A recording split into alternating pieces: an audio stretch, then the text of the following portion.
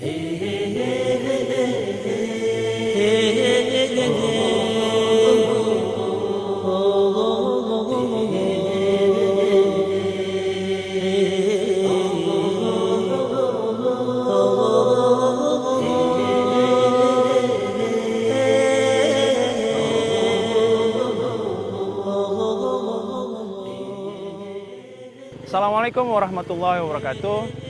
Kembali lagi bersama saya Fadlan Miswari dalam acara Takjil Tausiah di Jalan. Kemarin kita sudah ke tempat yang menarik.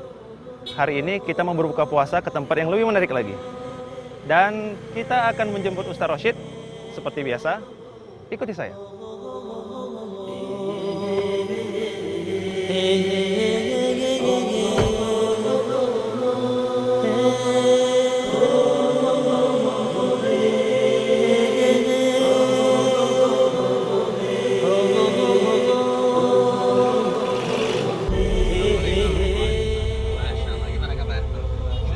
Alhamdulillah sehat. Terserah Fadlan aja dimanapun bisa. Iya. Jadi kita apa nih masih mulai kondisi? Bisa. Oke. Kita ikut register ya. Saya ikut Fadlan aja. Ya baik Ustaz. Ya. Kita semalam kan udah bahas tentang godaan terbesar orang yang berpuasa nih Ustaz. Betul. Nah sekarang nih kan di dalam orang yang berpuasa itu kan banyak yang Ustaz, penyebab orang yang batal puasa Ustaz. Iya. Jadi sekarang yang mau Anda tanyakan kira-kira apa saja yang menyebabkan batal puasa yang sengaja dan tidak sengaja Ustaz? Ya. Baik. Para pemirsa Salam TV yang berbahagia, kita tentu sekarang ini tetap seperti episode yang lalu, tentu ini sambil mencari bukaan juga ini. Iya. Ustaz. Iya. Apa saja yang menyebabkan seseorang itu dapat batal puasanya? Ya, dikatakan di dalam kitab Sahih Fikih Sunnah oleh Abu Malik bahwa ada beberapa hal yang dapat membatalkan puasa seseorang. Yang pertama adalah sengaja makan dan minum. Sengaja makan dan minum. Ya, artinya dia sengaja ini dia ingat, dia tahu bahwa dia sedang berpuasa, lalu dia makan dan minum dengan sengaja. Ini kalau dia melakukan hal ini maka batallah puasanya. Satu. Yang kedua yang bisa membatalkan puasa itu adalah karena dia ini muntah dengan sengaja. Oh, muntah dengan sengaja. Karena memang ada hadis Nabi Muhammad SAW yang mengatakan, "Man tara'ahu qai'un falaysa 'alaihi qada'un, wa man istaqahu falyaqdi." Barang siapa yang berusaha menolak untuk tidak muntah, artinya muntah dia mau datang, tapi berusaha dia untuk agar dia tidak muntah, maka dia tidak wajib qadha kepadanya. Tetapi barang siapa yang menyengaja untuk muntah, menyengaja, artinya dibuatnya dirinya supaya muntah, maka wajiblah kepada dia untuk mengqadha. Berarti kan dia batal puasanya kan begitu. Jadi kita katakan makan dan minum dengan sengaja, nomor 1 dan nomor 2. Nomor 3 itu adalah tadi muntah dengan sengaja. Yang keempat, yang kelimanya adalah haid dan nifas. Ya, ketika wanita sedang berpuasa umpamanya tiba-tiba haid, ya kita nggak tahu kan. Makanya seorang wanita ketika dia haid maka puasanya pun batal. Seorang wanita. Ya, begitu juga dengan nifas. Ya, ketika dia sedang berpuasa lalu nifas umpamanya, ya, maka ini tidak batal puasanya, tidak boleh dia melakukan ibadah puasa. Itu yang kelima ya. Yang keenam adalah al-istimna. Al-istimna itu beronani. Atau wanita disebut dengan masturbasi. Iya, ya. masturbasi. Ya, mengeluarkan maninya ya dengan tangannya, maka ini adalah membatalkan ibadah puasa. Yang keenam adalah murtad. Ya, murtad dia ketika sedang puasa tiba-tiba murtad, batal puasanya.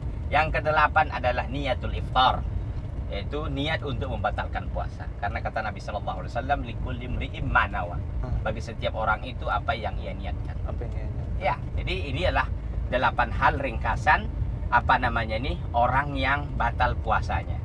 Jadi tadi ada makan dan minum dengan sengaja, kemudian muntah dengan sengaja, haid dan nifasnya, begitu juga dengan niat membatalkan puasa, mengeluarkan air mani atau kita katakan tadi beronani ya. Begitu juga yang terakhir adalah niat membatalkan puasa.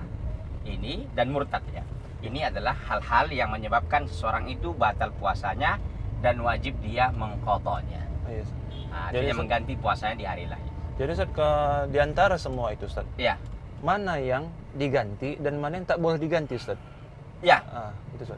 kita katakan bahwa kalau orang yang melakukan orang yang melakukan melakukan salah satu tadi itu, maka dia wajib mengganti puasanya sekalipun dia berdosa. Semuanya Ustaz? Ya, yang tadi, yang makan dan minum. Ya, makan dengan dan minum. sengaja, dengan makan dan minum dengan sengaja atau muntah dengan sengaja, ini kan bisa dia kontrol. Yes. Bisa dia kontrol, manakala dia melakukan hal itu, maka dia tentu berdosa karena membatalkan puasanya bukan satu sebab yang syar'i, tapi walaupun demikian wajib dia mengganti puasanya. Ganti puasanya. Ya. Adapun haid dan nifas itu kan di luar kehendak dia. Di luar kehendak dia gitu ya. Ya, dia tidak ada berdosa karena emang dilarang dia untuk berpuasa pada waktu itu. Kemudian juga tadi yang berdosa juga apa? Istimna itu iya. yaitu bersenang-senang dengan mengeluarkan air mani dengan tangannya. Ya, maka ini juga adalah hal yang berdosa tentu melakukan hal demikian dan demikian juga dia wajib untuk mengganti. Wajib itu saja ya. Ya, wajib mengganti puasanya. Ya kalau dia murtad ya udahlah kita ya, ngerti kan? Lain ceritanya udah. Iya. Kemudian yang terakhir tadi apa? Terakhir tadi adalah niat membatalkan puasa. Ini juga tidak boleh ya. Masa pula sedang puasa lalu berniat membatalkan? Kata para ulama yang paling keras mereka yang mengatakan bahwa sekalipun dia tidak makan dan minum, tapi kalau sudah hadir niat membatalkan puasa maka batal puasanya. Subhanallah. Jadi nggak pun makan dan minum, dia ada niat tadi ingin membatalkan puasanya. Tapi dia nggak makan dan minum, kan begitu. Walaupun dia tidak makan dan minum, kata para ulama, sebagaimana dalam Sahih Fikih Sunnah itu, batal puasanya. Kalau sekiranya Ustaz masalah niat tadi kan, ini tertarik nih saya. Ya. Kalau dia sudah berniat, tidak berpuasa lagi, kata para ulama itu sekalipun dia nggak makan dan minum, batal puasanya. Tidak batal. Tapi habis itu Ustaz, dia itu sadar lagi Ustaz, astagfirullah, dia ternyata aku salah gitu. Akhirnya dia berniat mau puasa lagi kan. Ini udah batal duluan. Udah batal duluan. Ya, makanya jangan kita katakan kita ini dalam Islam ini butuh ilmu. Butuh kita berilmu dalam setiap ibadah yang kita lakukan. Iya, supaya kita jangan sampai terlanjur. Sama seperti orang yang bersetubuh atau berjima dengan istrinya ketika bulan Ramadan. Siang hari Ustaz. Siang hari. Ini kan luar biasa kafaratnya itu. Yang memerdekakan budak, puasa 2 bulan berturut-turut, memberikan makan 60 orang miskin. Kata para ulama, kafaratnya itu tertib loh. Artinya nggak boleh milih langsung 60 orang miskin. Selama dia masih sanggup puasa ya puasa dulu. Sebelum dia melakukan puasa, dia cek bisa nggak memerdekakan budak. Budak nggak ada lagi Pak Ustaz. Oke, sekarang antum puasa. Oh saya nggak Ustaz. Nggak tahan, milih aja lah memberikan makan 60 orang miskin. Enak kali kayak gitu. Artinya kalau memang dibiarkan seperti itu tidak, ini tertib dulu. Tertib dulu. Kalau antum bilang nggak sanggup puasa, diperiksalah ke dokter. Nggak sanggup puasa yang mana gitu. Kalau hanya memperturutkan nafsu, semua orang nggak mau puasa kan. Semua orang nggak mau puasa gitu. Jadi kan intinya, banyak kali. Jadi intinya bahwa tertib itu perlu diperhatikan kata para ulama sebagai bentuk ganjaran dan hukuman kepada orang yang melakukan pembatalan puasa dengan cara berhubungan suami istri di siang hari di bulan Ramadan. Nah, itu dia. Jadi bukan main-main masalahnya.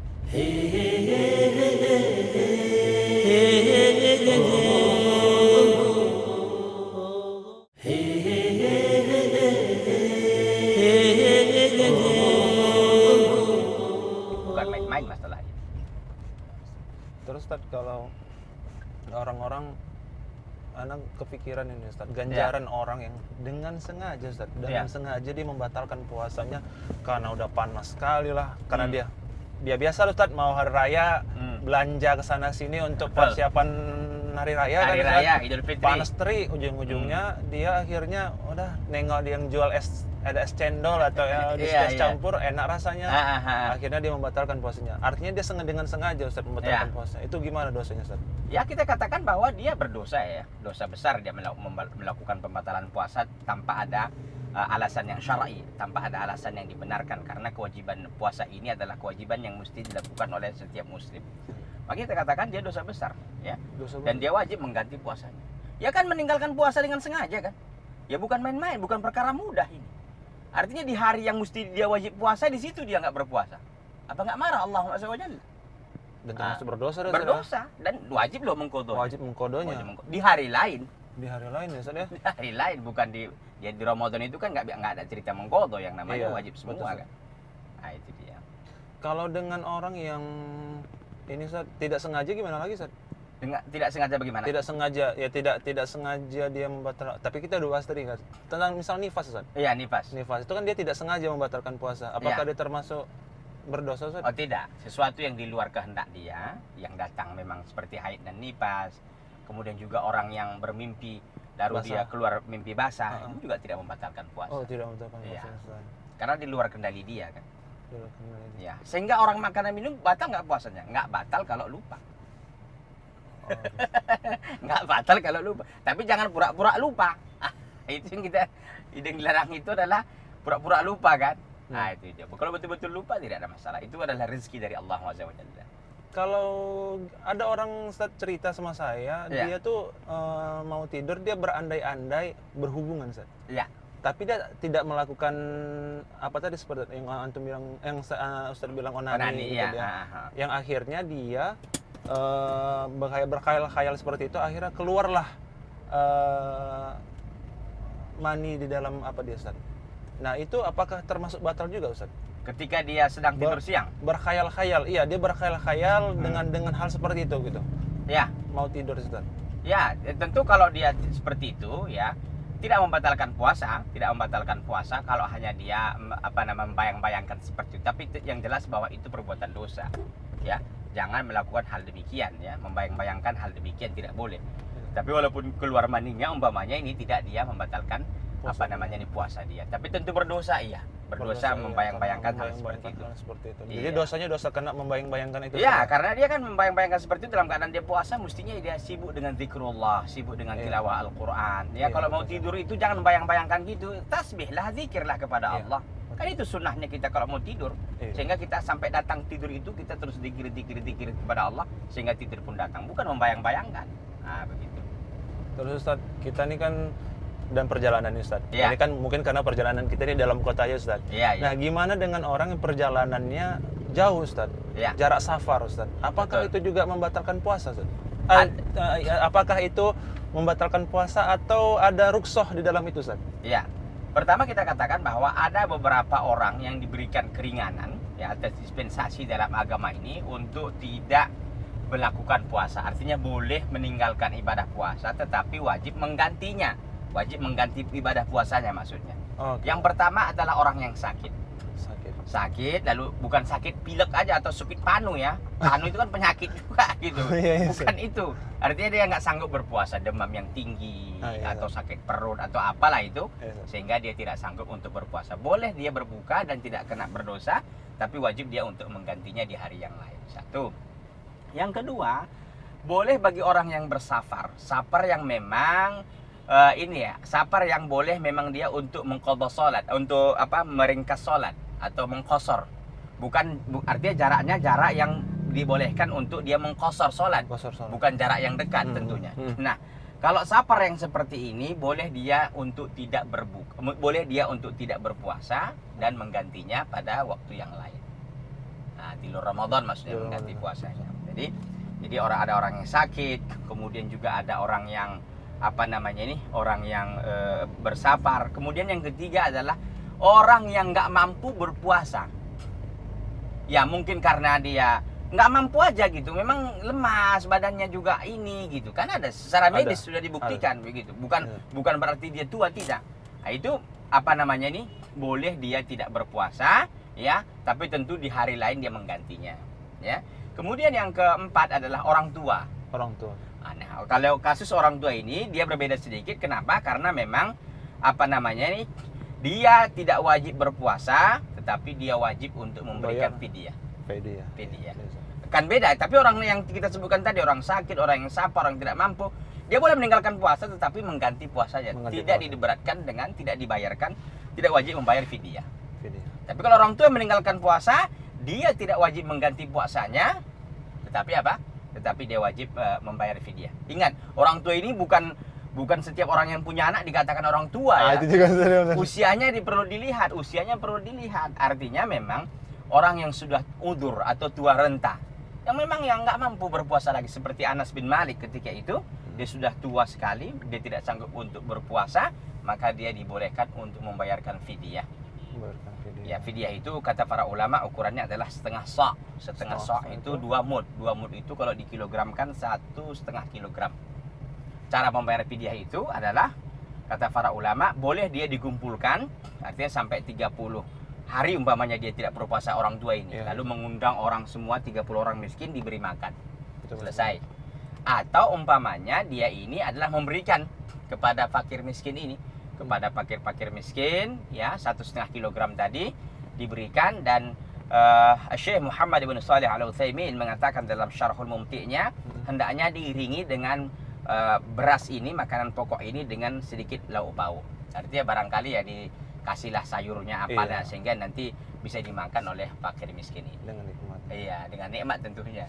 Iya. Terus Ustaz, kalau orang safar seperti apa Ustaz yang akhirnya kita dibolehkan untuk akhirnya dapat rukhsah gitu, rukhsah. Kan Ustaz bilang tadi kasar. Kalau misal perjalanannya saja itu perjalanan hanya untuk bukan dalam untuk Islam, tapi misalnya bertemu dengan keluarga di sana, atau bahkan ada yang perjalanannya itu mau bermaksiat. Apakah hal-hal seperti itu juga boleh dalam hal untuk mendapatkan rukhsah tadi, Ustaz? Ya.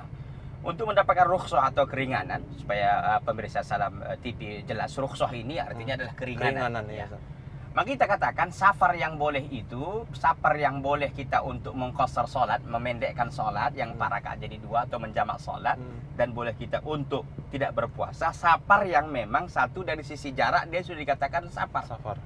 Satu, yang kedua, safar yang dilakukan bukan dalam rangka maksiat kepada Allah, tapi safar yang dalam rangka ketakwaan atau ma'ruf, atau hal-hal yang dibolehkan, apakah untuk berdagang atau yang lainnya yang jelas bukan maksiat. Nah, kalau salah satu ini dilanggar, jarak belum maksimal, atau umpamanya dia tujuan dia bersafar ini bukan untuk bersafarnya artinya berpergian ya, pemirsa Salam TV paham bahwa ketika dia bersafar maksiat untuk tujuan maksiat umpamanya, maka tidak dibenarkan dia mengqasar salat, menjamak salat, dan juga tidak boleh dia untuk meninggalkan ibadah puasa.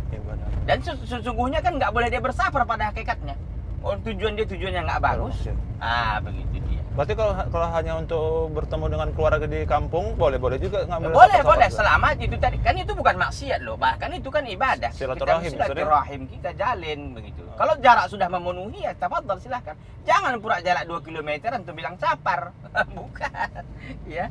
Nanti fadilan pergi umpamanya tetangganya sebelah yang jaraknya yang nggak jauh gitu kan 5 km, lalu dikatakan tidak, bukan begitu yang dikatakan safar. Ya, safar yang sudah memenuhi kriteria sebagaimana dijelaskan oleh para ulama bahwa dia ini sedang melakukan perjalanan. Begitu. Ini saat bulan Ramadan. Jadi kan kita ini di TV kan banyak program untuk keluar Ustaz, bahkan sampai keluar kota Sumatera Utara. Kalau seandainya Ustaz kita udahlah kita nih tetap pertahankan saja puasanya, nggak usah mengambil rukhsah itu. Ini gimana Ustaz? Apakah Allah ridho? Iya, tidak ada masalah sekalipun Nabi sallallahu alaihi wasallam mengatakan innallaha yuhibbu an ta'khudha rukhsatallah atau kama qala Nabi sallallahu alaihi wasallam. Sungguhnya Allah Subhanahu wa taala suka untuk kita ambil rukhsah-rukhsahnya itu, keringanan-keringanannya itu. Ya sekalipun kita nggak mau ngambil ya nggak ada masalah. Gitu. Sekalipun yang sangat kita dianjurkan sebenarnya sebagai bentuk pelaksanaan daripada sunnah Nabi Muhammad sallallahu alaihi wasallam. Karena beliau kalau bersafar itu dia memendekkan sholatnya, bahkan menjamak, begitu. Ya kalau nggak diambil nggak ada masalah.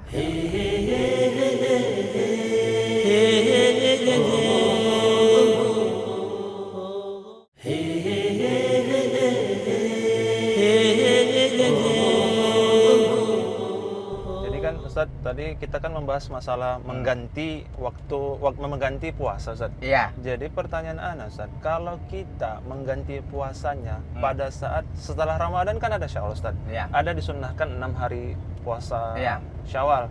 Kalau akhirnya dirangkap, Ustaz, mengganti puasanya dengan puasa 6 Syawal tadi, itu apakah diperbolehkan, Ustaz? Iya.